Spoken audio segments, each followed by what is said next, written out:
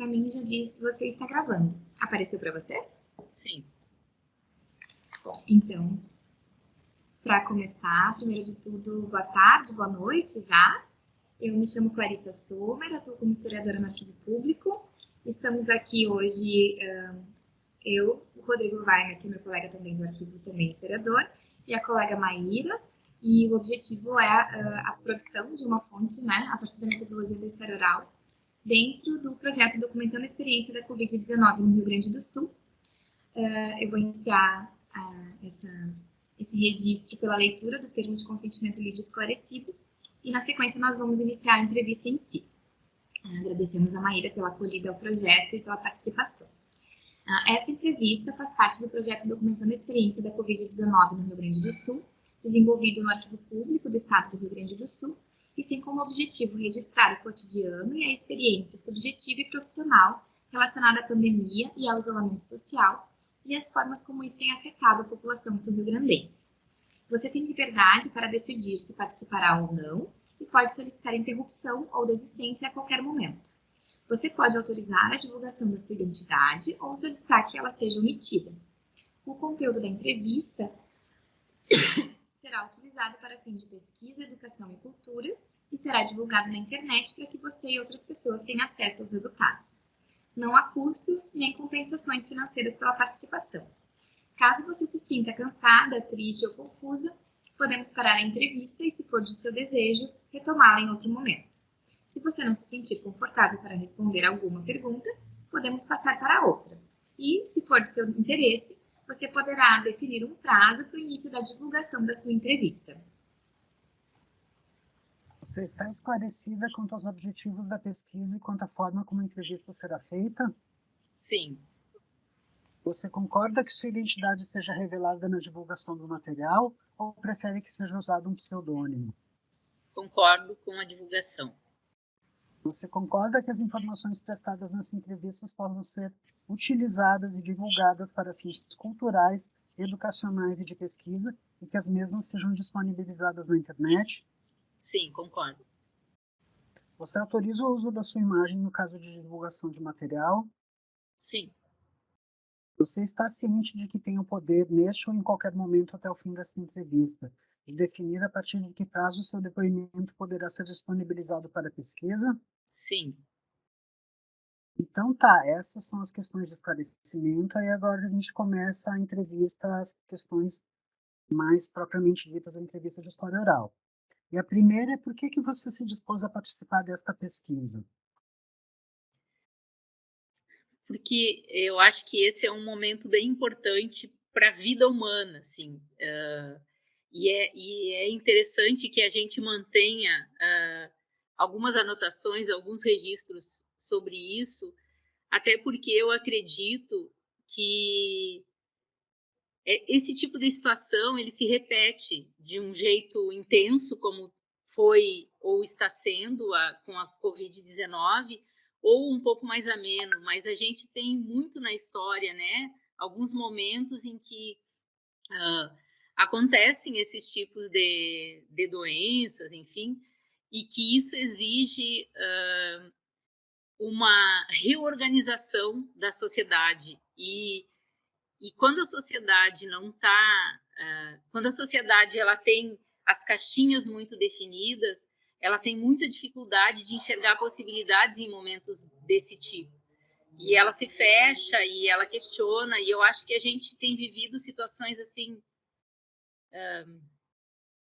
olha, nem sei a palavra bem para expressar, mas muito difíceis no nosso país em especial, com relação à forma como a população e como o governo e como toda a estrutura social tem enfrentado isso. Então, eu acho que é importante que a gente consiga deixar registro de pessoas dos mais diferentes lugares, né? Ainda que sejam funcionários, cada um tem o seu olhar a partir do seu processo de vida. Então, a gente vai ter registros aí que vão ter olhares diferentes sobre esse momento. E isso é importante, inclusive porque esses registros, assim como as pesquisas mais específicas sobre a situação que se vive, específicas no sentido, assim, da questão mesmo da área da saúde, da área da humanas, né? Cada área nessa história, elas ajudam, de alguma forma, a gente enfrentar outros momentos no futuro, né? A gente reolhar isso. Então, quando eu vi o tema da pesquisa de vocês, já para responder, ela me chamou muita atenção, porque eu acho que a gente precisa conseguir ter registros, né? E olha, uma história oral, ela realmente traz as pessoas, elas precisam se colocar na pesquisa, né? Então, eu aceitei um pouco por isso, assim, porque eu acho que é um momento único que a gente está vivendo, ainda que se repitam situações desse tipo, este é o momento, né? E precisa se deixar registro, precisa se deixar história disso, de alguma forma. Então, por isso que eu topei. Obrigada, Maíra. A segunda questão, na verdade, é um pedido para que tu comente, converse um pouquinho conosco a respeito da tua trajetória acadêmica e profissional. Então, eu sou natural de Uruguaiana, no Rio Grande do Sul, né? E nasci da década de 60. E desde muito novinha eu dizia que queria trabalhar na área da saúde. Então, em 83, eu me mudei para Santa Maria, onde eu cursei enfermagem na Federal de Santa Maria. Dali, eu terminei... Sim, me envolvi com uma série de coisas. Na época, a gente estava discutindo o SUS, né? Eu me formei, assim, eu terminei a minha graduação e acabei o curso na época, assim, da efervescência da 8ª Conferência de Saúde e de toda a discussão do controle social dentro da política e tal. E saí dali e fui trabalhar em Panambi. Então, assim, reaprender uma série de coisas. Panambi, uma cidade de colonização alemã completamente diferente do que eu vivia até então. Comecei a minha vida profissional lá em Panambi. Morei em Panambi por 3 anos. Voltei a Santa Maria para ser professora substituta na Federal. Sempre, assim, a minha inserção sempre muito dentro das políticas de saúde, né? Depois trabalhei um tempo na prefeitura de Santa Maria, um tempo longo, trabalhei 8 anos ali. E na metade da década de 90, eu fui para Santa Catarina. Eu fui trabalhar como enfermeira numa cidadezinha de 4.600 habitantes. E lá eu aprendi muitas coisas, inclusive esse tipo de situação que se vive hoje. Numa cidade de 4.600 habitantes, ou tu vive em comunidade, ou tu fica sujeito a coisas muito diversas, porque os acessos que tu tem numa grande cidade são muito diferentes dos que tu tem numa pequena cidade. E aí tu tem que trabalhar com acordos, com possibilidades, né? E então lá em Nova Itaberaba é a cidade. Eu fui secretária de saúde, fiquei lá de 95 a 2002. Em 2001, eu fiz um concurso na Universidade Comunitária da região de Chapecó, em Chapecó, e acabei assumindo como professora na área de ciências da saúde e fiquei lá até 2017. E aí sempre nisso, assim, pesquisei, a minha dissertação foi sobre controle social.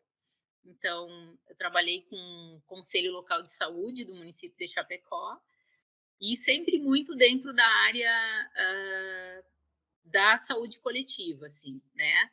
Gestão, saúde coletiva. Então, essa coisa da vigilância epidemiológica, da vigilância em saúde. Trabalhei no Ministério, não trabalhei no Ministério da Saúde, mas eu fui coordenadora do Provab e depois mais médicos por um tempo pela minha universidade, né? Então, a Universidade Comunitária de Chapecó tinha um coordenador que tinha os médicos que circulavam na região. Então, assim, circulei muito na região noroeste do Rio Grande do Sul, porque a gente tinha a supervisão de alguns médicos ali, na região de Santa Catarina, e assim foi indo. E sempre trabalhando muito a questão da política de saúde e das políticas de acesso e da garantia da equidade, assim, no acesso à saúde, né? Saí de lá, fiquei um tempo parado, trabalhando num grupo de apoio à prevenção AIDS, lá de Chapecó, fazendo projetos, enfim. Depois fiquei um tempo dando aula na Unipampa, como professora substituta, lá em Uruguaiana, também nos cursos da saúde. E daí, o ano passado, em 2020, eu fiz um processo seletivo no IP Saúde, para a vaga de analista de gestão. E nesse momento, então, eu sou enfermeira, analista de gestão do IP Saúde, né? E continuo, assim, eu consigo perceber que na verdade, essa coisa de entender e de conseguir perceber que as questões de acesso, de garantia de direitos, elas se dão também por uma questão histórica, né? E quando a gente não volta para avaliar o quanto alguns sujeitos se envolveram e disputaram algumas coisas para hoje se ter, por exemplo, um sistema de saúde que ainda é único, né? E que ainda tem um certo acesso, a gente perde, né? O foco. Então, eu estou nessa área ainda, porque mesmo dentro do IP Saúde, sendo um espaço assim ele não é um plano de saúde, mas ele é um seguro, enfim, algo que garante acesso a alguns processos, né, dentro das condições de saúde desse grupo, ele também acaba sendo um espaço de cuidado da saúde, né, e que também é garantido porque algumas pessoas lutaram por isso, né, e continuam lutando, enfim. É um pouco isso. Assim, a minha trajetória foi meio nesse caminho da política de saúde, mesmo quando era professora, né? Antes de passar para a próxima, só um detalhezinho, Maíra, foi em 2020 que tu fizeste o processo seletivo, antes da pandemia? Eu fiz o processo seletivo antes e fui chamada no meio da pandemia. Então, não sei se falo agora, mas... Acho que a gente isso ao longo, mas eu já queria deixar isso marcado até para eu ir pensando nas questões. Isso, eu iniciei no IP o dia 7 de julho de 2020. A gente estava num processo bem forte da pandemia. A próxima questão é justamente a esse respeito, né? Quais foram as primeiras impressões que tu teve no momento que chegaram as primeiras notícias sobre a Covid, né? E quando, em que circunstâncias chegaram essas notícias para ti? Então, eu tenho colegas da universidade, da graduação. Eu tenho uma morando na Alemanha e outra morando no Japão. E uma colega enfermeira morando na Itália. Então, para mim, assim, o que chegou inicialmente foi a minha colega da Itália falando disso, assim, mas muito, né, acho que em janeiro, por aí, ela comentando que eles estavam numa situação difícil, que tinham algumas pessoas com a doença, lá já tinha um grupo grande e tal, né? Mas a gente nega algumas coisas, né? Mesmo entendendo assim que o mundo hoje é um espaço de circulação cotidiana e não é mais como era um tempo atrás, ainda assim a gente fica tentando imaginar que não vai acontecer da mesma forma no lugar que tu vive, né? Então, e aí, logo depois a gente começou com as notícias ainda muito vagas no Brasil, né? Tanto que a gente viveu um carnaval em 2020, né? E as notícias vinham assim, das gurias, especialmente da Alemanha e da Itália, com um certo, assim, como as duas são enfermeiras, então elas estavam envolvidas no processo, então elas estavam assustadas, inclusive, com o que acontecia. E os do Japão não tanto, né? Até porque eu acho que o Japão mesmo ele foi um pouco mais tarde, né? E aí começam a surgir as questões aqui no Brasil, né?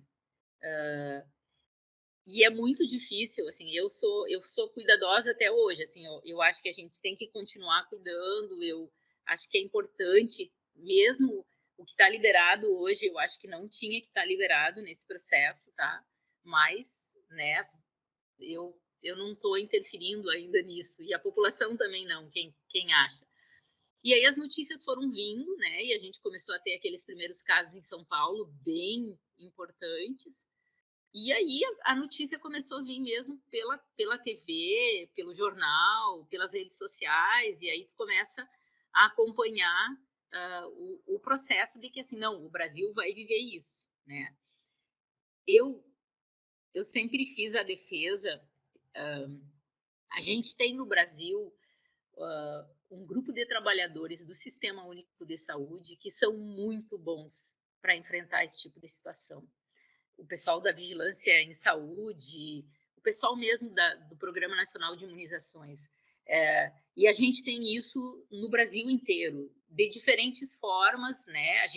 Eu não posso comparar Porto Alegre com Porto Velho, por exemplo, né? Porque são realidades diferentes, inclusive com relação à distribuição de profissionais. Mas no início, mesmo tendo todo o cuidado, eu imaginava que o Brasil ia dar conta de fazer um enfrentamento melhor do que o que foi feito, né? Mas as notícias foram chegando desta forma. Então, eu, na época, estava sem trabalhar, então eu estava, assim, em casa mais, né? Então, eu não me expunha muito, eu podia ficar em casa. E fui acompanhando as notícias da forma que vinha, pelo jornal, pelas redes sociais e pela TV, né? Acho que era isso a pergunta, né?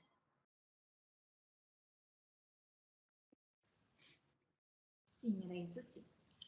A próxima é de que maneiras a tua atuação como servidora, como trabalhadora do Executivo Estadual, foi modificada nesse contexto da pandemia? E aí, Então, entrou no meio. olha só, eu na verdade, assim, ó, foi muito difícil iniciar a trabalhar, porque eu assinei o contrato no setor do RH e eu fiquei trabalhando em casa. Então, eu não conhecia os processos, né? E eu fui tendo que aprender E claro, assim, ó, tinha pessoas que auxiliavam e que estavam do lado da gente. Mas só que é diferente você estar na frente do Rodrigo e dizer, Rodrigo, surgiu essa dúvida, me ajuda aqui. Não, eu não tinha. Ninguém, na verdade, foi um grupo de pessoas que entrou nesse momento. Não fui só eu, teve mais enfermeiros, teve administradores, teve farmacêuticos. E a gente acabava se apoiando muito e, claro, a gente elegeu algumas pessoas dentro do serviço que nos auxiliavam, porque estavam mais disponíveis em função até da sua atividade, né? Mas eu fiquei até dezembro de 2020 home office. Eu fui no IP uma ou outra vez para alguma reunião presencial, assim, muito raro mesmo. E aí, a partir de março de 2021, que se começou a fazer, então, iniciar, fazer híbrido, né? E ainda assim a gente mantém como híbrido o trabalho. Então foi muito difícil por isso, porque não é. Eu acho até que nas empresas onde isso era comum já, essa questão do trabalho mais usando reuniões online, essas coisas, isso talvez, mas para gente que não era habituado, foi um aprendizado. E foi um aprendizado, assim, com certeza. Mas foi muito interessante, né? Tanto que hoje, assim, a gente olhando para o trabalho que nós fazemos, nós entendemos que é possível manter híbrido. Quer dizer, nós que eu falo, eu e alguns colegas, eu não estou falando do IP, tá? Porque a gente dá conta mesmo, sabe? A gente foi aprendendo e daí vai sabendo quem que pode te ajudar. Agora, por exemplo, quando a gente vai para lá, a gente conhece, o diretor que resolve aquele tema é esse, o colega que resolve, então a gente já sabe, inclusive, mantendo o foco, a gente consegue chamar aquelas pessoas que nos auxiliam, né? Mas, assim, foi um desafio e além de ter sido um desafio, eu eu posso dizer que não foi fácil. É uma expressão que eu não gosto de usar, mas foi no início assim bem muito ansioso o processo, né? Porque a gente não conhecia, eu não sabia o IP como que funciona. Eu ainda não sei, mas agora eu consigo saber quem pode me dar algumas respostas. E na época não era assim, né? Porque o IP também estava nesse processo, né? Quando eu entrei em julho, provavelmente o IP tinha começado com esse home office ali por abril, maio, então o IP também estava aprendendo isso. Mas foi um desafio e tanto. É claro que como tu entraste já no contexto pandêmico, tu não tens um comparativo de como seria antes da pandemia no IP e depois. Mas considerando a tua experiência de trabalho prévia, né? Como que tu percebe a pandemia impactando no ritmo e na intensidade de trabalho, considerando o home office? Que a gente escuta alguns relatos a respeito do uso das redes e das mídias sociais, WhatsApp né, uma série de sobreposições e de dificuldade de estabelecer horários. Como é que foi essa experiência para ti? Olha, eu acho que isso é muito mais do sujeito, sabe? Eu acho que não é uma exigência da instituição. Eu tenho alguns problemas porque, assim, como eu estava em home office e eu faço, além de estar no IP, eu faço uma coisa que é as visitas domiciliares para pacientes que estão em home care, para fazer o parecer para o jurídico, para alguma situação, está pedindo um material a mais, enfim. Então, às vezes, eu fazia contato com o meu celular. E aí eu não colocava sem identificação, porque eu não gosto disso. Eu não gosto para mim, então, às vezes as pessoas me chamavam no final de semana, porque um técnico de enfermagem não foi no plantão, mas isso, quando eu fiz o contato, eu sabia que poderia acontecer. Então, por isso que eu digo que um pouco é do sujeito. É claro, assim, ó, agora que eu tenho ido no IP, eu vou no IP, eu volto para casa, eu não ligo mais o computador. Tá? Hoje eu faço o que, além do home care, das visitas, eu faço uma coisa que chama inclusão das GAs judiciais. Então, o juiz manda incluir, o jurídico manda para mim e eu faço isso no sistema do IP. É como se eu fizesse uma autorização para medicação oncológica, enfim, materiais que a gente não teria cobertura e que são ganhas judicialmente. Então, quando eu estava em casa, eu ficava até as 9 da noite, que era o horário que fechava o sistema, mas isso era um problema meu, é minha ansiedade, né? Hoje, depois que eu voltei para o IP,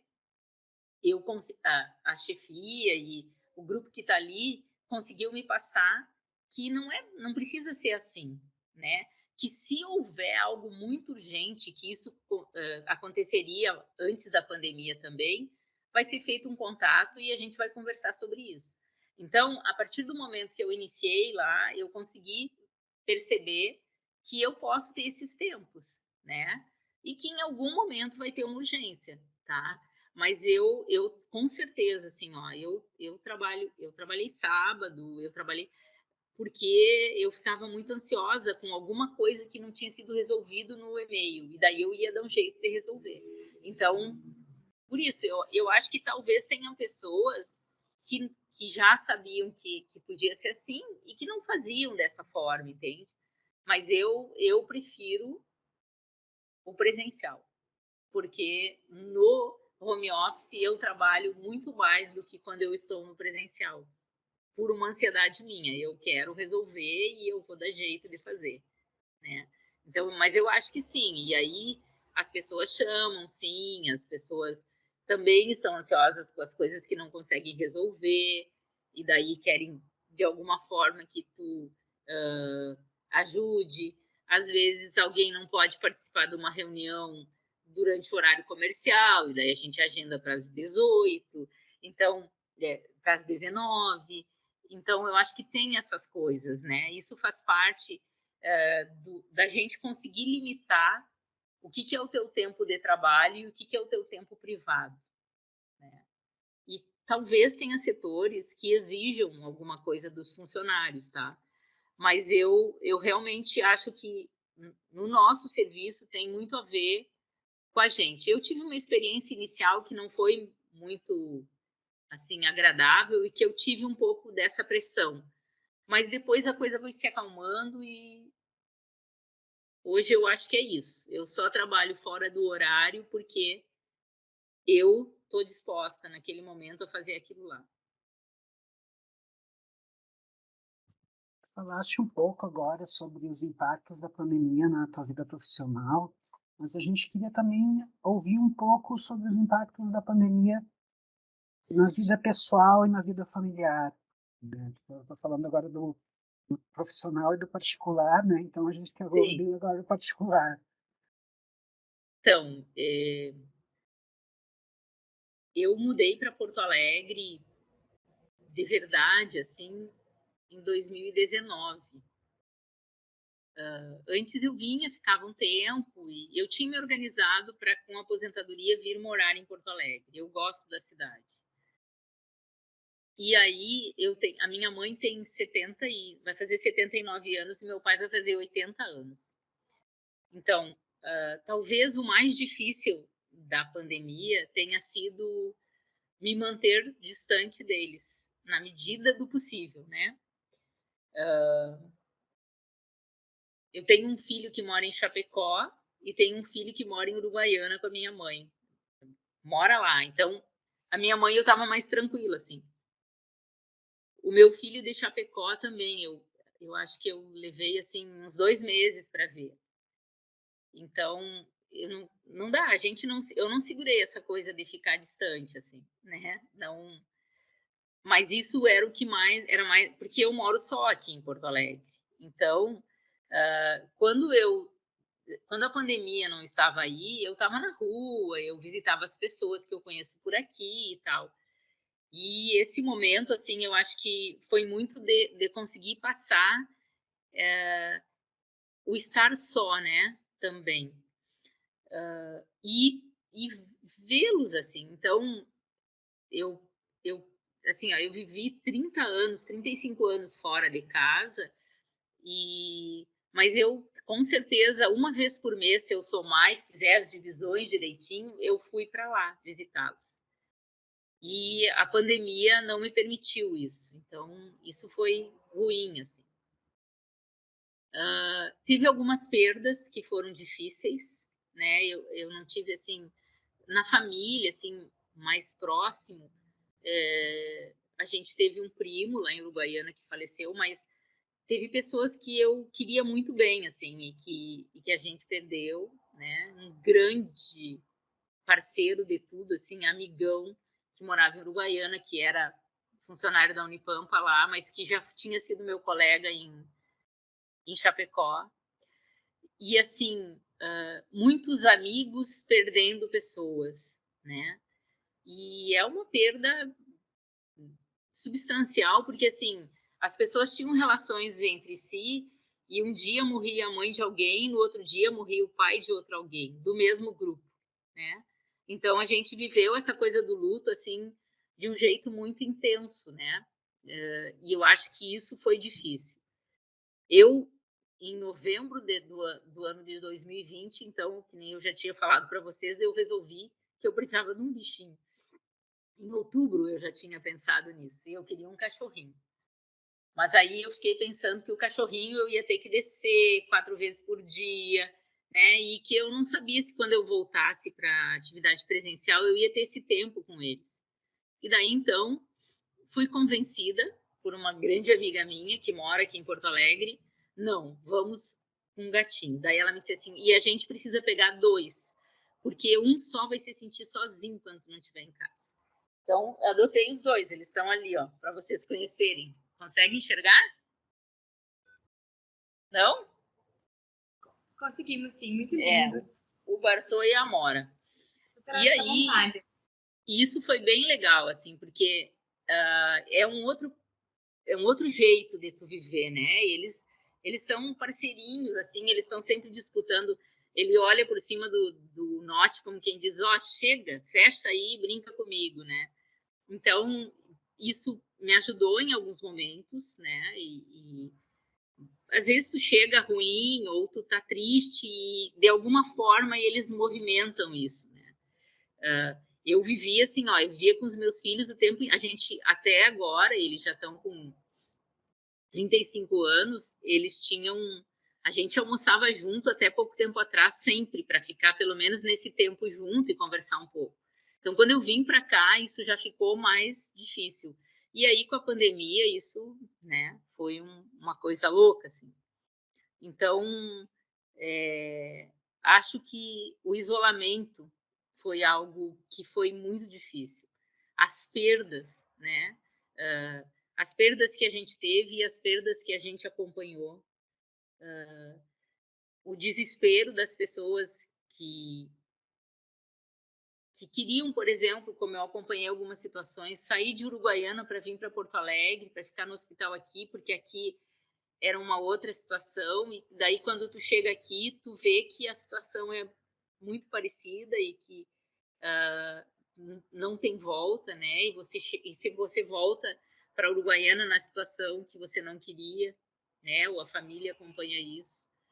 Então, eu acho que a gente teve uma perda, assim, uma perda de gente muito boa, né? Se perdeu, assim, e aí eu tô falando na cultura, num monte de setores da sociedade, a gente perdeu pessoas importantes e que também nos fazem órfãos por algumas situações.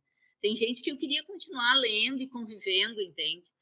E a gente perdeu, né? A gente perdeu colegas na universidade, a gente perdeu colegas no estado, a gente perdeu gente de tudo que foi lado. E assim, eu também vivi. Então, essa foi a sensação do isolamento, né?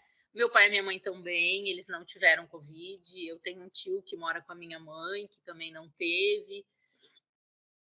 A esposa do meu pai também não teve. Então, assim, a gente viveu com as pessoas que a gente tinha, que a gente cuidava mais, porque eram os mais, que estavam, né, com mais risco. Eles estão bem e a gente viveu isso, mas a gente ficou distante. Eu, agora, seguinte, depois na minha segunda dose de vacina, eu vou todo mês para o Uruguai, né? E visito e saio daqui na sexta-feira de tardinha e me atiro para lá. Mas acho que isso foi o que foi mais forte para mim, né? As perdas e o isolamento, não estar com eles, né? Em alguns, inclusive porque às vezes tu pensa assim, eles podem precisar de alguma coisa, enfim, né? E a outra coisa assim que foi para mim e que é pessoal, né? Pode ser que para muita gente não seja, mas para mim foi a forma como se desmobilizou a saúde no enfrentamento dessa pandemia, né? A forma como a forma como o Estado enfrentou isso. O Estado que eu falo não é o Estado do Rio Grande do Sul, né? O Estado enquanto instituição, assim. Isso foi algo que me incomodou demais durante a pandemia, porque a gente desumanizou algumas coisas com esse enfrentamento que a gente fez, né? A gente esqueceu dos sujeitos e das individualidades para fazer um emaranhado de questões políticas e assim, o que é pior, né? Uma política que nem é o conceito de política que a gente usaria aqui, né? Mas a forma como se enfrentou isso para mim foi muito dolorido de me deixar extremamente irritada em alguns momentos, porque a gente acabava entrando em discussão, inclusive com pares, né? Por conta disso. Então isso para mim, enquanto momento pessoal, foi muito difícil, porque tinha todo o isolamento e tinha toda essa situação que tu tinha que enfrentar diariamente, né? Que para mim foi assim, a forma como se enfrentou e ainda se enfrenta é um não respeito à vida humana, assim. não, acho que fora do Brasil teve alguns momentos também, mas no Brasil em especial. E isso me incomodou muito, né? Então, interferiu na minha vida privada. Isso.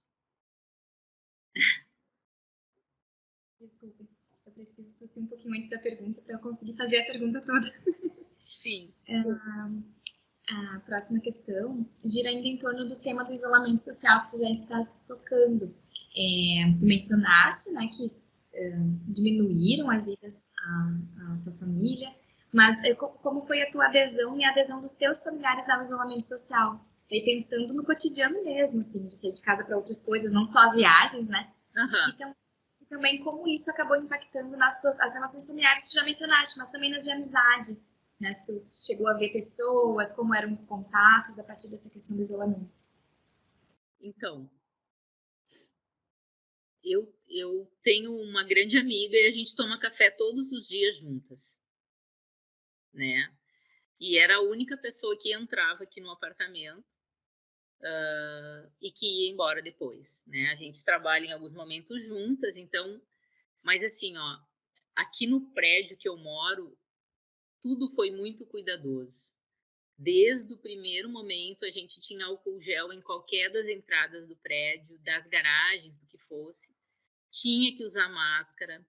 Se fechou piscina, se fechou terraço, se fechou salão de festas.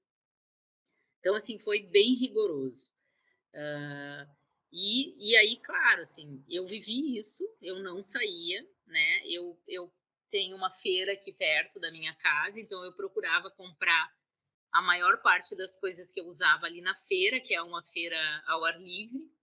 Então, era a saída, eu fazia isso uma vez por semana e tentava não sair de casa. Cuidei bastante isso. Em relação ao afastar das pessoas, com certeza a gente se afastou no sentido físico, mas ao mesmo tempo a gente fortaleceu outras formas de contato, né? Fazer reuniões, usar, enfim, né? Eu acho que tem isso. Algumas pessoas a gente perdeu nesse tempo, porque, inclusive porque são diferentes, porque achavam que tinha que sair, porque achavam que não tinha que manter isolamento, e aí tu te afasta mesmo e acaba que isso cria um afastamento, mas de um modo geral, as pessoas que assim, que te fazem bem que tu precisa para ter uma vida legal, a gente achou alternativas, que não foi se encontrar, tá? Com certeza. Eu tenho 2 irmãos que trabalham com transporte. Então, eu tenho um irmão que trabalha em Uruguaiana com a... Ele libera caminhões, né? A empresa dele, tipo, faz a documentação para caminhões do Brasil irem para Chile, Argentina, enfim. Ele não pôde parar nunca. Mas a mulher dele é assim, nossa, ela cuidava tudo. Eles 2 trabalham juntos na empresa. E eles não se contaminaram, né? Assim, ó, o meu irmão querido, às vezes ele me dizia, Mayra, tô com um motorista com Covid, o que eu faço? E aí, às vezes ele que tinha que dar um jeito de levar no hospital, mas eles se cuidaram, assim, usaram máscara e álcool gel e mantinham distância e conseguiram passar sem se contaminar, tá? O meu outro irmão trabalha também com caminhão, né? Ele tem uma auto elétrica e peças e também assim. E ele conta, esse meu irmão mais do que o outro conta que os motoristas não se cuidam, né? Os que vão lá na loja dele, que vão lá sem máscara, ele tem que pedir para usar, que então assim, e ele não se contaminou, né? Então também se cuida. E assim, eu acho que um dos meus irmãos fez o isolamento de forma mais adequada, o outro acabava convivendo assim com os familiares mais de perto e tal. O meu tio, esse idoso que mora com a minha mãe, não cuidou muito. Depois de um tempo ele começou a cuidar. Mas assim, de um modo geral, as pessoas com quem eu convivo e convivi fizeram se cuidaram, né? Cuidaram essa questão do isolamento, do uso da máscara, do álcool gel. Então, acho que a gente conseguiu passar isso e eu acho que isso não nos afastou, sabe? A gente se telefona mais seguido, faz chamada de vídeo, conversa, né? Cria grupo alternativo para conversar. E agora, sim, agora tem essa nova cepa aí, né? Mas a gente tem tentado organizar, inclusive assim, como que vamos passar o Natal? Vamos passar num lugar que possa ser o ar livre, que a gente possa respeitar distanciamento e tal. O ano passado, no Natal, a gente passou um irmão meu na noite, e eu, a minha mãe e meu filho, e daí no meio-dia a gente passou com um outro, eu acho, não sei se foi no pai, não me lembro, mas a gente cuidou para não ter mais do que 10 pessoas juntas, assim, né? Para cuidar um pouco isso. Então, acho que a gente conseguiu respeitar o isolamento. E acho que ele tinha que continuar sendo respeitado, né? Eu acho que a gente tinha que ter mais cuidado do que a gente está tendo. E com todo esse cuidado, houve alguém da família que foi infectado pelo coronavírus? Ou como é que foi essa experiência? Então, assim, eu tive um sobrinho que há pouco tempo eu soube que ele teve Covid.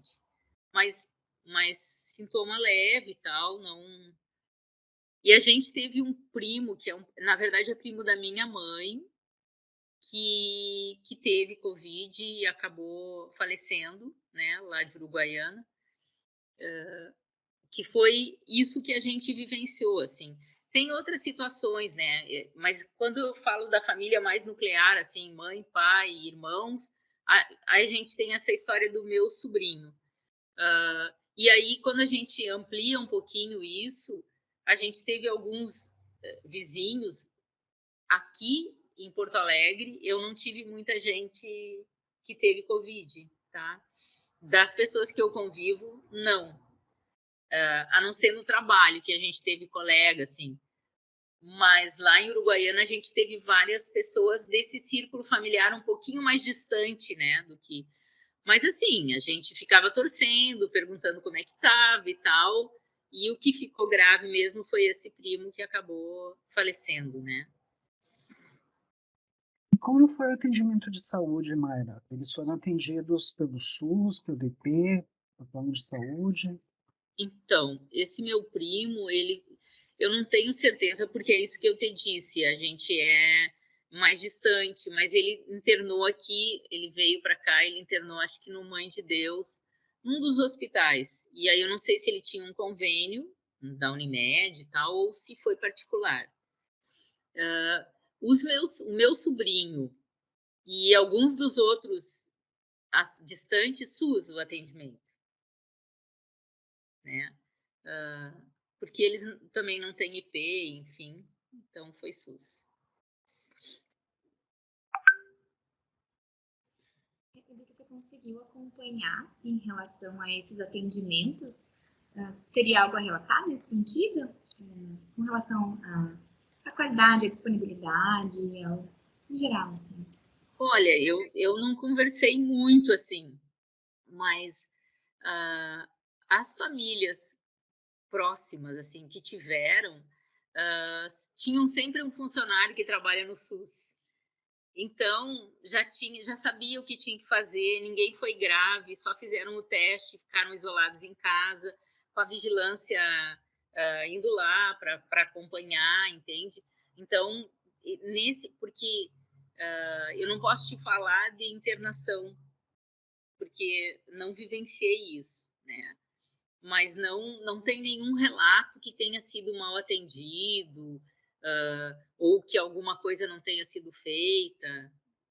Não tenho, assim, não tenho para falar. Eu acho que, inclusive, na avaliação, o SUS fez, com a condição financeira que ele tem, milagre, tá? Verdade. E como você percebe os impactos psicológicos da pandemia, tanto pessoalmente quanto nas pessoas que te cercam, assim?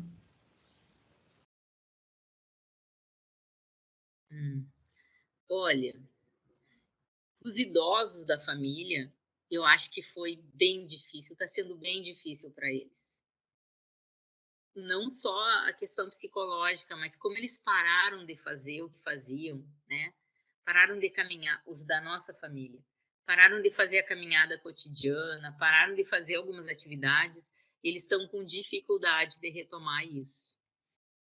E acho que teve momentos que os idosos, essa coisa do isolamento, ela ajudou eles mais do que a gente, né?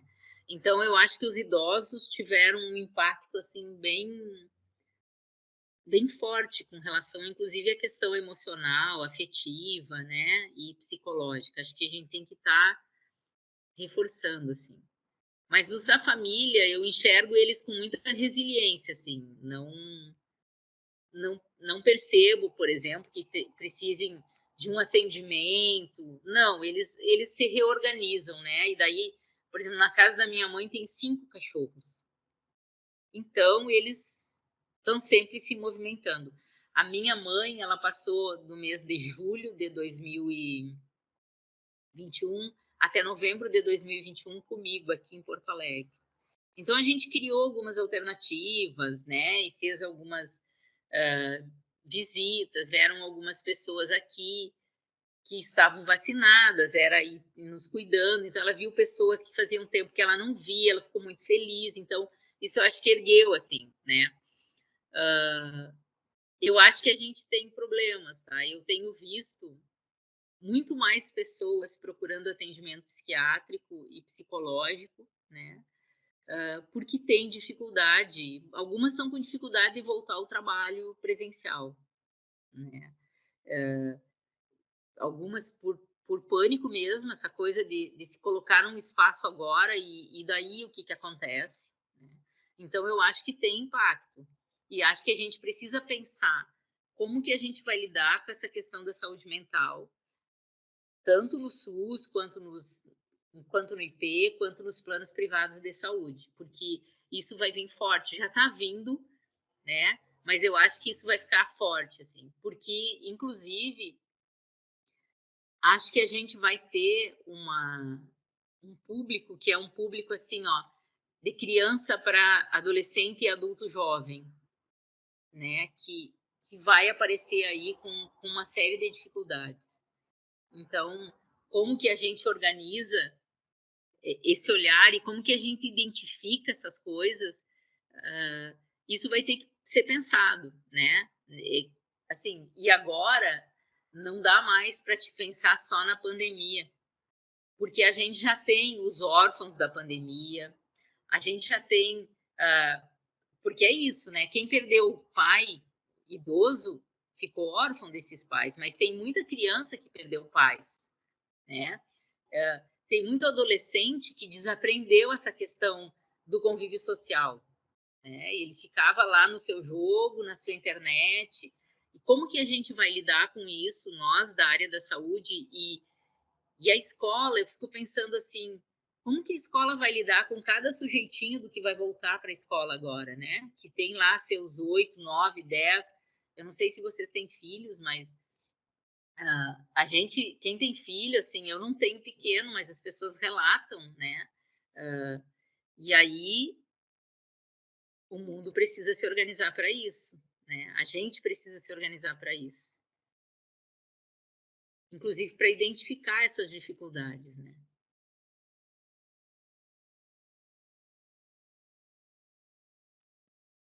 Bom, me identifiquei com muitas coisas que você estava colocando.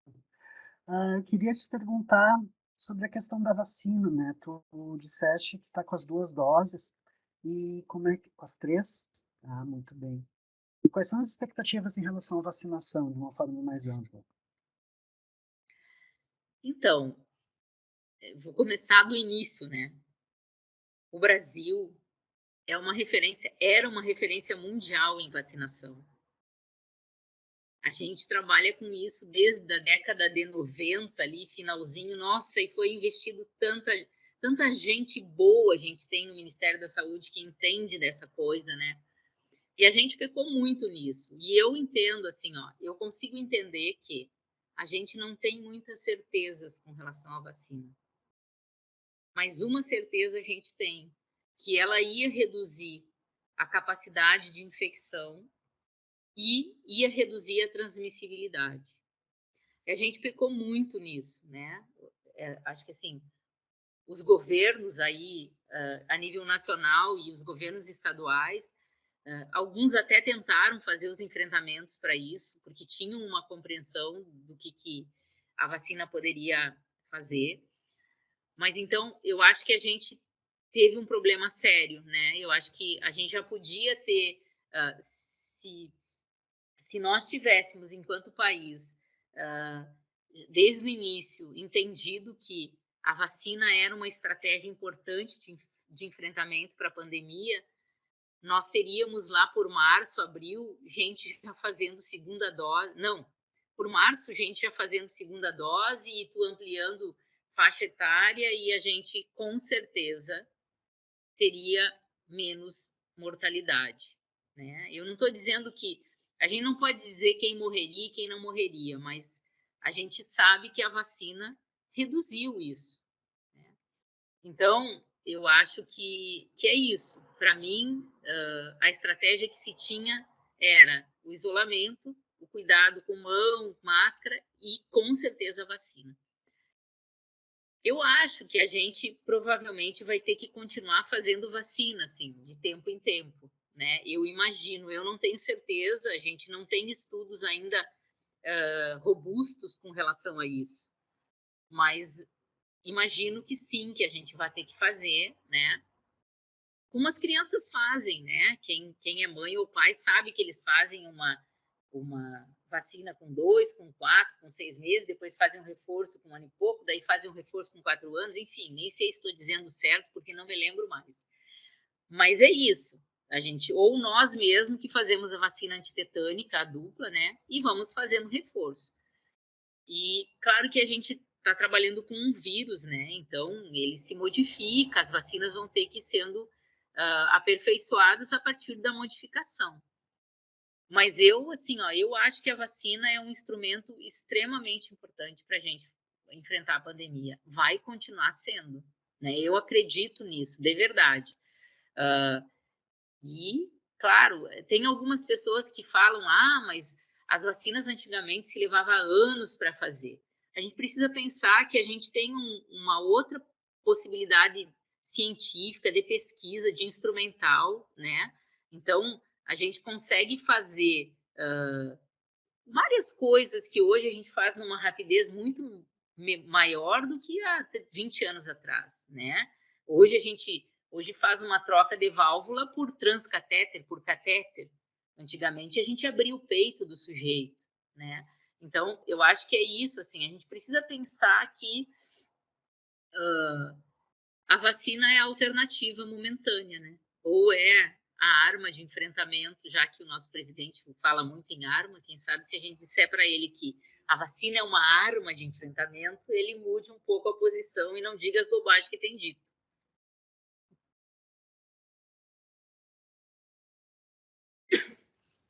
Ou só um pouquinho, isso tem que tirar depois. Não vai ser problema, né, eu ter falado isso. Tá bem, então.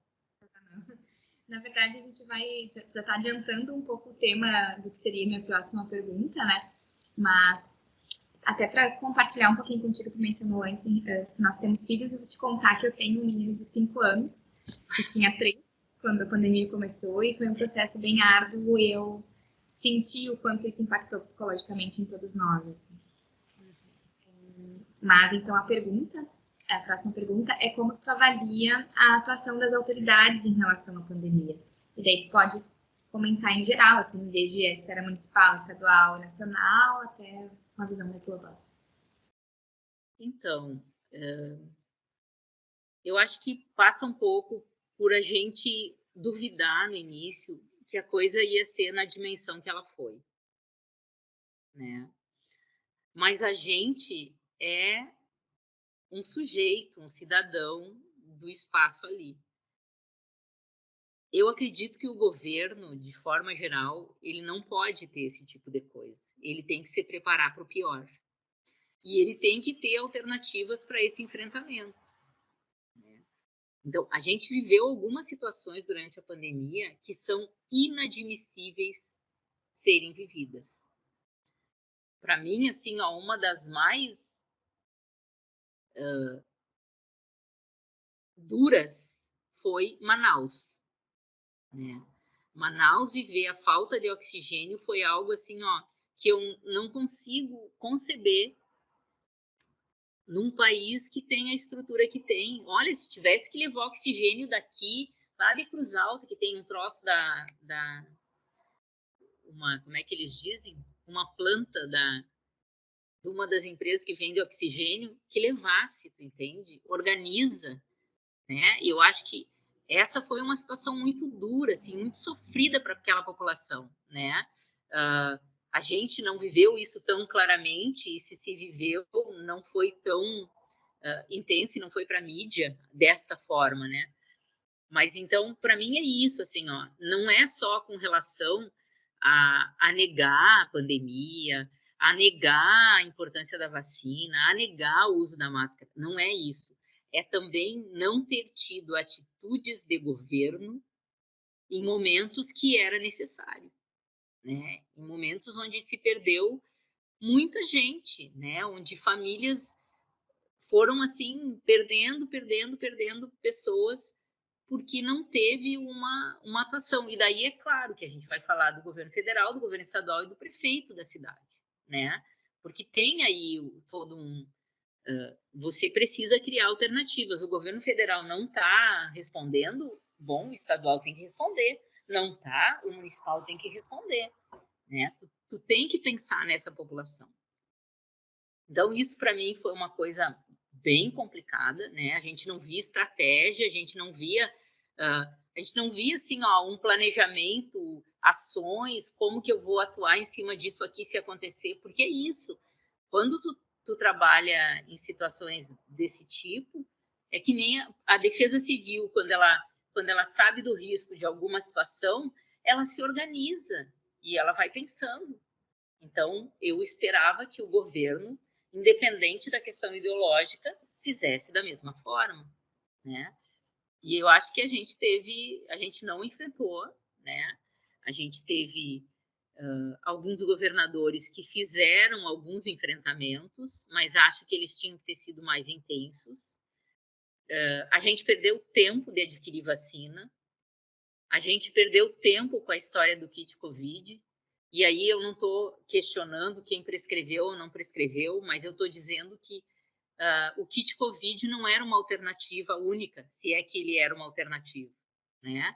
A gente, tudo bem, eu quero fazer a propaganda do kit Covid, eu faço, mas eu preciso garantir outras ações que eu sei que tem resposta. E a gente tinha toda a experiência do exterior, né? A gente tinha a experiência da Europa, tinha a experiência da Ásia mesmo. Então, nós podíamos ter usado aquilo que aqueles sujeitos construíram lá para fazer os enfrentamentos aqui. E a gente não fez. Então, eu acho que a gente teve problema, né, com o governo. Acho que o nosso presidente, né, ele teve, assim, para mim, ele foi nulo no enfrentamento da pandemia, né? Ainda bem que a gente tem profissionais que de um jeito ou de outro organizavam as coisas e faziam algumas coisas, né? A gente sabe assim, ó, eu tenho áudios das pessoas dizendo, olha, tem filha ambuzando o pai e filho ambuzando o pai na UTI, porque não tem outra forma de fazer essa criatura respirar. Né? Então, esse tipo de coisa é algo que só aconteceu porque a gente perdeu a lógica do cuidado, a lógica de olhar, assim, independente quem é um ser humano, e o humano eu preciso cuidar como humano, eu tenho que ser solidária a esse momento. E não foi, né? E aí eu tô falando assim, ó, eu tinha que sair do meu cargo de presidente e entender que eu sou um sujeito, um cidadão, e que aquele sujeito cidadão é igual a mim nesse sentido. Então, quando ele nega o uso da máscara, quando ele nega, até o álcool gel eu acho que ele negou, eu nunca vi nada da fala do álcool gel, mas acho que deve ter. Quando ele nega a vacina e quando ele nega a intensidade da pandemia, ele é o presidente do país. Então, muitas pessoas acreditam no que ele diz porque ele é o presidente do país, né? Aquela história de que alguém que está num lugar acima da gente deve saber mais do que a gente. E isso acabou causando, assim, uma negação meio que intensa no país a respeito da pandemia. E daí ficou muito difícil de fazer o enfrentamento, porque daí a gente não tinha vacina, as pessoas não se cuidavam, elas se expunham, e aí a gente viveu o que viveu, né? Com nem sei em quantos, quase 700 mil mortes, eu acho que já. Então, isso é algo... Ou então, assim, ó, uma outra figura aqui, e eu vou nominar, eu posso me incomodar depois, o senhor Osmar Terra, quando vai falar que H1N1 matou 900 pessoas e que a gente não ia chegar nisso com a pandemia. Tem lá, né? Tem os áudios dele falando isso. E aí, assim, ó, quando a gente não compra a vacina, a gente nega às equipes da saúde a possibilidade dela cuidar. Porque a gente tinha equipes de saúde organizadas para fazer isso. Se a gente tiver 20 milhões de doses, a gente vai dar um jeito de aplicar o quanto antes nesse país. A gente tem um SUS organizado com uma sala de vacina nos municípios, nas unidades ou em cada unidade, enfim, distribuídas, mas a gente tem isso. Então, o que acontece? A gente não tinha um insumo, e quando a gente não tinha vacina, quando a gente tinha vacina, às vezes a gente não tinha seringa, não tinha o material para fazer a aplicação. Então, a gente teve problema, a gente transformou isso numa guerra política, né, e ideológica, e a gente tem um presidente que ainda hoje nega, né, a gente teve um ministro da Saúde que falou que preferia morrer do que perder a liberdade. Não sei se vocês viram isso na fala antes de ontem ou ontem.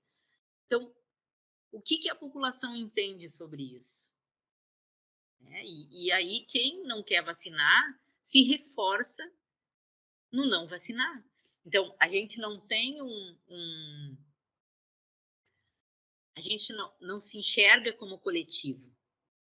A gente acha que a gente pode, enquanto indivíduo, botar em risco todo um grupo social, entende? E isso tem a ver com as posturas dos nossos governos. Ó, eu vou fazer um relato da minha terceira dose de vacina, tá? Eu fiz a dose de vacina aqui em Porto Alegre. Eu até ia fazer um texto para o Face, mas eu não quis. Porque eu sei o quanto essa gente trabalha e eu não queria falar mal, né? Eu sei o quanto que esse grupo de vacinação das unidades de saúde tem trabalhado durante essa pandemia. Vocês devem ser também, né? Ver que estão aí fazendo em shopping, onde for, eles estão indo para fazer. Eu fui fazer a minha terceira dose. E aí, cheguei na fila, tinha um menininho do Colégio Marista, na frente com o pai. Devia ter uns 12, 13 anos, provavelmente ia fazer a primeira dose dele. Eu estava logo depois dele e deixei em torno de 1,5 m entre nós dois. Atrás de mim tinha um adolescente que devia ter uns 16 anos, e ele também deixou.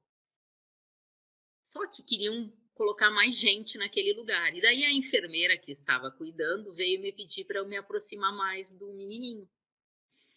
E eu disse para ela, eu não vou me aproximar mais, eu vou manter a distância, conforme o protocolo. E daí ela disse assim para mim, eu sou enfermeira, tu pode acreditar no que eu digo. Se tu já fez 2 doses, tu tá imunizado. E daí eu disse para ela, olha, eu sou enfermeira também.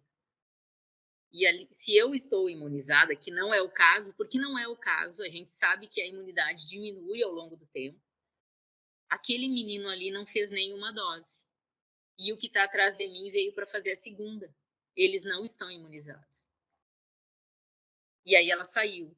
Mas assim, ó, é um profissional da saúde, tu entende? Eu não quis fazer a fala no Face porque eu tenho certeza que ela é uma pessoa no meio de uma série de outras pessoas que está tendo o maior cuidado. E que provavelmente ela estava sendo pressionada porque a fila estava lá fora do espaço e ela queria tentar achar uma alternativa. E daí ela, naquele momento, ela falou aquilo para mim. Provavelmente depois ela pensou e disse, não. Tanto que eu fiquei distante, o menino também ficou e não se falou mais nisso. Mas é isso, assim, ó. É como que a gente se coloca na frente de um coletivo.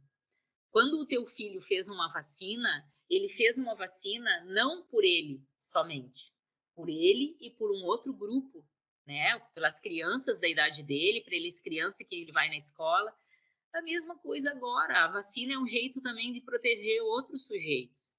E a gente não consegue, a gente não está conseguindo no Brasil fazer esse olhar, porque a gente tem governo que não pensa assim, ele não pensa no coletivo.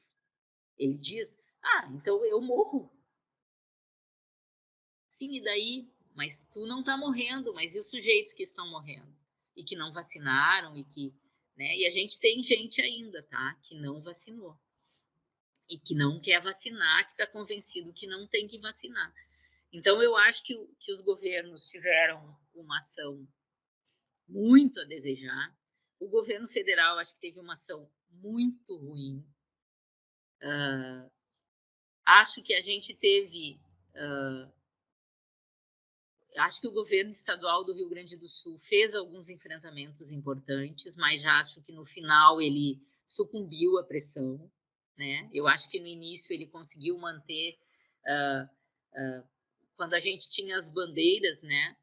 Eu acho que se conseguiu manter algumas coisas, e aí depois a gente foi flexibilizando. Acho que o governo de São Paulo também fez alguns enfrentamentos importantes. Acho que o governo do Maranhão fez enfrentamentos importantes. Tem outros, assim. Mas ainda assim, eu acho que os governos estaduais eles tinham que ter tido um grupo que pudesse fazer esse enfrentamento de forma mais producente e resistente com relação ao governo federal, né? E a gente não teve isso. Então, e com relação aos municípios, eu acho que os municípios, de um modo geral, deram respostas interessantes. A gente sabe de alguns que mantiveram a questão da economia acima disso. A gente teve problemas em alguns lugares, por exemplo, da agroindústria, que a gente teve surtos importantes, né, nas empresas de agroindústria no estado mesmo, em Santa Catarina, mas acho que assim, o que eu sei é que ainda bem que a gente tem o SUS, tá? Porque com certeza a gente conseguiu minimizar algumas coisas por conta da atuação dos profissionais do Sistema Único de Saúde. E eu não estou deixando aqui de fora as instituições privadas que também fizeram o atendimento deles, mas eu estou falando especialmente nessa área mais da saúde coletiva, da vacina, né, desse acompanhamento, da vigilância epidemiológica, está indo nas casas para acompanhar, para ver se orientando a questão de isolamento. Então, eu acho que teve esse grupo é um grupo que tem que ser muito olhado, assim. E é isso, acho que é isso. Eu podia até falar um pouco mal, mas vou ficar meio quietinha, me proteger. Fica bem à vontade, Maíra, o espaço é teu. Não, mas a gente tem que... Não esquece que tu pode estabelecer um prazo depois para divulgar a entrevista, né? Sim, sim. Sinta-se à vontade. Bom, a próxima pergunta, então, é sobre a sua percepção dos impactos econômicos e sociais da pandemia. Pois é. Tu sabe que eu não tenho dado, assim, claro, do Rio Grande do Sul e de Santa Catarina, que são os dois estados que eu mais circulo e que eu vivi, né, 25 anos, 30 anos em Santa Catarina. Mas eu não tenho, assim, clareza do real impacto da pandemia na economia de uma forma geral, no sentido assim, reduziu o ICMS, reduziu isso, reduziu, a arrecadação reduziu muito, né? O que a gente vê são as falas dos governos, mas eu não acompanhei dado para dizer para vocês, não, eu acho que é isso mesmo, tá? Eu acho que tenho dúvidas com relação a isso. Eu acho que algum impacto deve ter, né? Porque a gente, querendo ou não, especialmente o comércio, assim, o comércio mais, tirando a área de alimentos, ele realmente teve muito tempo fechado, né? E com certeza a gente viu que alguns lugares fecharam, essas coisas. Então, eu acho que tem um impacto, né? Mas eu não sei te dizer assim, foi um impacto enorme, eu não consigo dimensionar isso, porque eu não acompanhei dados a respeito, tá? Então, realmente eu ignoro isso, né? O que a gente percebe é que, assim, que existem falas a respeito, que os governos falam disso, que os donos, alguns representantes de grupos de comércio, de indústria, mas aí, num outro lado, começa a aparecer outros que dizem que foi uma época boa, interessante, que cresceu, enfim, né? Mas, assim, se a gente pensar que a gente parou por um tempo, a gente com certeza deve ter alguns impactos. Com relação à questão social, assim, olha, eu moro, não vou dizer meu endereço, mas eu moro na região da Zenha e do Menino Deus. E assim, ó, a quantidade de morador de rua que a gente vê na rua hoje é muito maior do que antes da pandemia. É muito, muito, muito maior. Então, eu acho que a gente, com todas essas questões que o próprio governo federal acabou, né, pressionado pela Câmara e tal, aprovando, que foram aqueles auxílios, enfim, eu acho que teve um grupo que ficou fora disso, por não acesso, sei lá, porque não tinha documento, não sei por quê, ou porque até não tinha acesso mesmo a ir lá e fazer um aplicativo, alguma coisa assim. Então, a gente tem um grupo grande de pessoas que está à margem, né? E que a gente percebe. E claro que tem a ver com a desigualdade social que a gente vive no país. Mas eu acho que tem um impacto bem importante. A gente tem uma cesta básica. Parece que esse mês diminuiu em Porto Alegre, né? Mas ainda assim está bem alta. Então, os acessos, e a gente mesmo vê, né? O que eu comprava antes da pandemia com este salário é diferente do que eu compro hoje, porque tudo aumentou muito de preço, tudo, né? Eu mesmo assim, quando eu falo para vocês que eu vou para Uruguaiana, eu vou de carro, porque facilita para mim, né, em função dos horários de ônibus, e porque o avião nem sempre tem. Às vezes seria mais barato eu ir de avião, porque o combustível aumentou consideravelmente nesse tempo. Então, é isso, assim, ó, eu acho que isso, por exemplo, tem a ver com a economia, né? A capacidade do sujeito de adquirir aquilo que ele precisa para o dia a dia. Então, eu acho que, eu não sei se eu não sei, não tenho certeza, mas acho que eles informam que diminuiu o valor da cesta básica em Porto Alegre, mas que ela está em torno de R$ 680, eu acho. E daí eu fico pensando, bom, quem ganha um salário mínimo não compra uma cesta básica, não pode comprar com esse valor, né? Então, eu acho que a gente tem um problema social enorme e que a gente vai ter essa dívida no momento que a gente começar de novo a reorganizar as coisas. Porque é bastante... E assim, ó, tem famílias na rua. Eu não estou falando daquele sujeito que, por algum motivo foi para a rua, ou já vivia a rua, né? A rua era o seu espaço. Não, a gente olha e tem famílias ali na praça perto da Rótula do Papa, né? A gente brinca que se criou um bairro ali, né? Então, isso para mim é um problema social que a pandemia intensificou. Eu não acho que seja só efeito, né? Mas acho que a pandemia com certeza intensificou.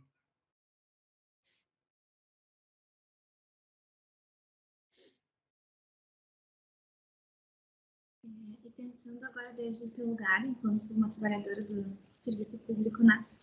Tu conseguiu acompanhar as decisões sobre o sistema de distanciamento controlado no Rio Grande do Sul e depois a transição desse sistema para o sistema de 3As? Como que tu avalia toda essa lógica de combate assim, à pandemia? Então, eu acompanhei porque aqui no prédio, eu disse para vocês que aqui era tudo organizadinho, né? Então, cada alteração tinha nos 2 elevadores está lá, né? Agora continua que tem agora. Então, a gente... E, claro, pelo serviço e tal. Assim, ó, eu sou muito... Eu gosto muito do pesquisador que era reitor da UFPEL.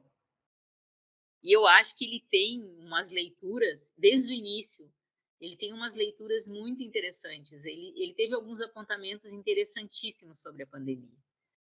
E eu acho que o Rio Grande do Sul, quando ele acompanhou algumas coisas, como é que é o nome dele? Hart?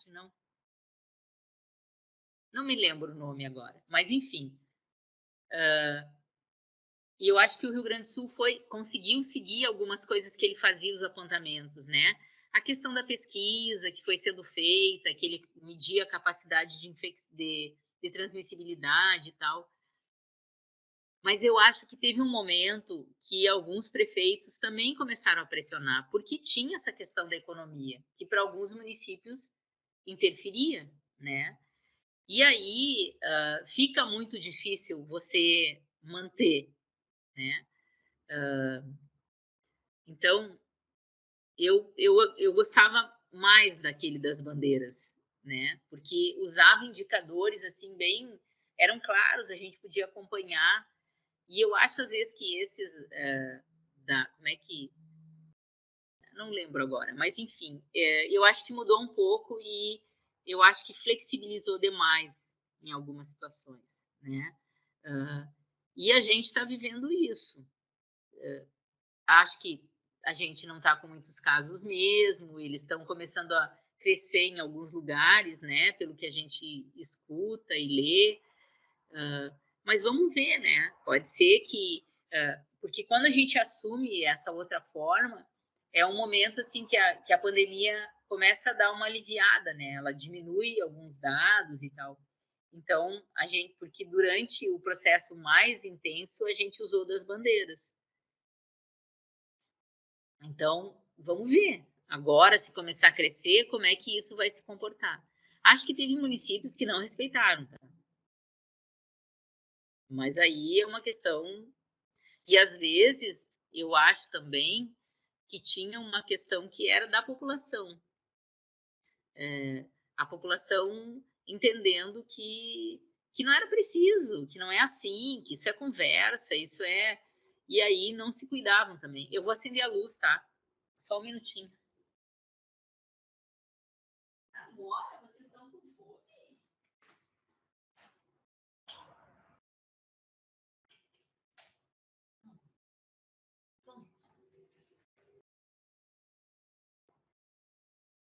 Isso, né? Eu acho que a população, por isso que a gente comentou lá na outra questão, quando uma pessoa que responde pelo país faz as falas que o nosso presidente fazia, algumas pessoas da população entendem que ele sabe do que ele está falando. E aí elas se comportam dentro daquela lógica, né? E aí a gente teve municípios que... Bom, aqui em Porto Alegre, né? O pessoal ia para a Orla do Guaíba, enfim, fazia agrupamentos e outros lugares também. Eu falo daqui porque aqui eu moro, né? Esse é o meu lugar. E a gente sabe, assim, a gente trabalha com territórios que são vivos, né? As pessoas, elas vão fazendo as coisas a partir daquilo que elas entendem que é o melhor. E aí a gente precisou da guarda municipal para dispersar espaço em alguns lugares, pessoas em alguns lugares, né? Então, essas pessoas provavelmente não acreditam que podem se contaminar e mais, que podem contaminar pessoas que lhes são importantes. Mas Lá no meu local do serviço, eu falo daí do espaço, do núcleo mesmo, né? Da sala que eu trabalho. O pessoal a gente fica bem distante um do outro, de um modo geral, né? Tem só na ilha que eu trabalho que a gente é em 4, mas fica pelo menos 1 metro, eu acho, um do outro. Mas a gente não trabalha sempre juntos, então quando nós estamos lá, o que é raro, todos os 4, mas todo mundo de máscara, a gente usa álcool, a gente se cuida, assim, né?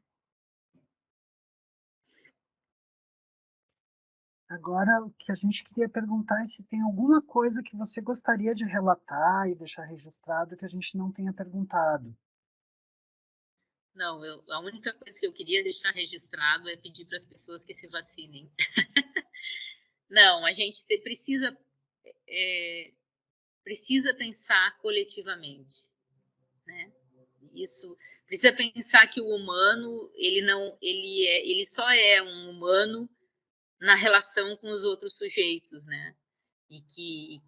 Ou na relação com o seu espaço, mas que isso precisa ser fortalecido para que a gente consiga passar por essa pandemia e passar pelas pandemias que vão vir por aí.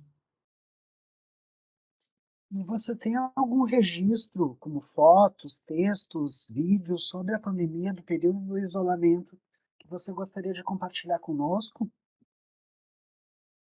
Acho que não. Eu até tenho alguns registros, eu tenho mais, assim, áudios de pessoas, né? Mas eu acho que não, nesse momento, não.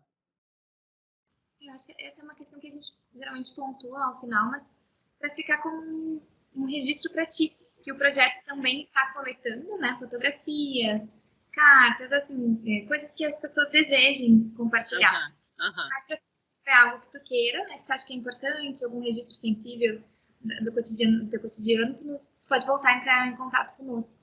Certo. Tem só um detalhe, assim, a gente gosta de acabar com isso, mas tem só um detalhe que eu fiquei pensando em te perguntar ao longo e fui te ouvindo e acabei não comentando. Tu está dentro do IP, claro, tu trabalha na área da saúde e não na linha de frente diretamente, mas teve algum momento do teu cotidiano do teu cotidiano de trabalho que tu viu a pandemia impactando nos registros? Tu mencionou o tipo, né, de registro, mas não contou muito detalhadamente qual é o processo de trabalho. A gente tem, assim, ó... O que a gente tem de registro é o número de pessoas que internou, né, com os sintomas e tal. Então, eu não tenho esse acesso não é muito meu. Se eu quiser, eu acesso e consigo ver por diagnóstico e tal. No material que eu trabalho mais com as questões assim, ó, cirurgias que a gente não cobre com anti-IP, que as pessoas judicializam e ganham, medicação oncológica que não são de cobertura. Então, não é assim diretamente ao Covid. O que eu percebi, tá? Como eu faço visita de home care, eu tenho visitado pessoas pós-Covid com sequelas bem impactantes, né? Por exemplo, pessoas que saíram da internação com lesões por pressão, né? Que são aquilo que as pessoas chamavam antigamente de escaras, não sei se vocês já ouviram falar. Então e assim, lesões por pressão muito feias. Pessoas que eram rígidas, idosos que eram rígidos antes da pandemia, que tiveram Covid e que estão acamados, assim, com dificuldade respiratória, usando oxigênio. Então, esses que não são muitos que eu visito, tem, né, pacientes que estão com sequelas, que estão tendo que fazer fisioterapia quase todo dia, que estão tendo que usar fonoaudióloga porque usaram tubo por muito tempo e ficaram com... Então, esse tipo de coisa, né? Mas são poucas situações dentro dessa lógica do home care, que é da internação domiciliar, né? Entendi, obrigada por compartilhar. Acho que é isso, Rodrigo. Não sei se tem mais alguma questão. Não, agora da minha parte é só agradecer, porque foi um prazer te escutar. Para mim também foi um prazer estar com vocês. Prazer te conhecer e obrigada pelo relato de peito aberto, assim, pela vontade de depoimento. Eu sou uma pessoa em processo seletivo no IP Saúde. Meu contrato termina agora, eu vou fazer o concurso. Mas assim, ó, eu acho que essas coisas a gente tem que dizer. É o meu entendimento, sabe? Pode ser que daqui 4 anos, a partir daquilo que surgir, eu perceba que talvez a minha posição hoje não pode ser alterada, né? Mas hoje o que eu sinto é isso, que o que mais eu sinto é que a forma como os governos enfrentaram a pandemia tirou a possibilidade de a gente se pensar como um coletivo social, né? A gente perdeu essa questão. E aí, isso é um problema enorme, né? Porque daí eu não tenho compromisso com o sujeito que está na casa ao lado. Enquanto que se a gente tivesse fortalecido isso, esse sujeito também ia ser compromisso meu, né? E eu dele. E eu acho que a gente perdeu isso. Perdeu essa possibilidade. Não que isso seja fácil, né, gente? Mas no momento que a gente entende um país como um todo e não fica fazendo aquelas guerrinhas de o fulano comprou o respirador, o outro fulano o outro, e a gente tinha, ido longe, né, e enfrentado bem melhor. Vai ver essa tosse, de novo. Menina, já fui 3 consultas, antibiótico. Mas não é alérgico, não? É alérgica. É como se eu fosse sinusite, mas agora dizem que a tosse é residual. Eu vou parar a gravação, peraí. Ouvintes do futuro, fica registrado. Não estou com Covid, que eu estou tentando me cuidar. Mas eu vou parar de gravar, peraí.